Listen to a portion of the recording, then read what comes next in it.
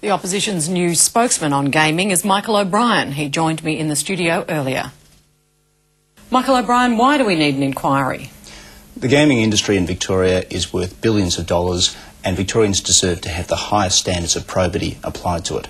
Unfortunately, in Victoria, there are serious concerns about the probity of the gaming licences in Victoria, and these need to be thoroughly investigated. Well, the government said it's going to set up its own review with a retired judge who presumably will be more qualified to look into those matters than a bunch of politicians. Steve Bracks announced in the heat of the election campaign, after revelations of his associations with David White in private meetings, he announced that he would have his own inquiry. 3 months on, we've seen no terms of reference, no personnel.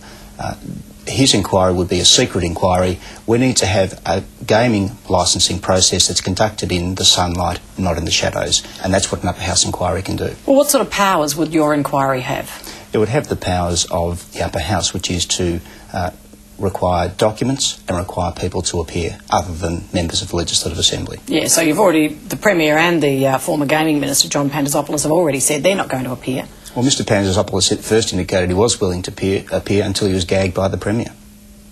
It's unfortunate that the Premier feels that not only is he not willing to appear before the upper house and answer questions under oath about his involvement in these matters, but he's also trying to prevent his ministers from doing so. Yeah, but isn't that a bit clever? Because the Premier quite rightly says there's no precedent, and the lower house is the house of review for the executive. So the upper house actually has no role in reviewing what the lower house is up to in those circumstances. Well, if the Premier actually answered questions in question time, that might be a fair point to make, Cathy. But as everyone knows, the Premier doesn't answer questions in question time. We have asked him many questions about his involvement in these processes. We've asked his Gaming Minister many questions about his involvement in these processes. All we get are stonewalls and obfuscation. But couldn't it be said, it could also be a campaign of smear and innuendo? I mean, you know, a bunch of politicians who clearly have a view about what they think has gone on will go searching, and if you don't find it, well, you just might create a lot of political damage on the way through. Cathy, there's already material on the public record which needs to be examined. There are minutes and notes of TAT's board meetings where David White, TAT's consultant, friend of the Premier, has told TATS that they are in the preferred position for the tendering. David White has told TATS that they must change their corporate structure from a trust to a private company, otherwise they can be disadvantaged. Well, what is your greatest concern about the tender process? Our greatest concern is that everyone who is involved in the tendering process in Victoria must know that no other party is getting an unfair inside running.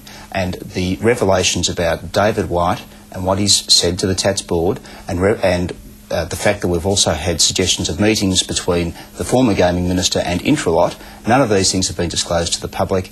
There is a sense that there are secret meetings, secret deals between the government and bidders, and this needs to be examined.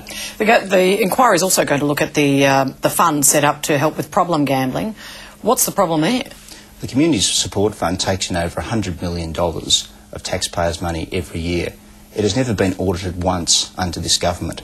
At the moment, there is no transparency into which projects are being funded and what decisions are being made to choose some projects in preference to others. We think it's the community's money, it's taxpayers' money, it's supposed to benefit the community. Let's have it audited.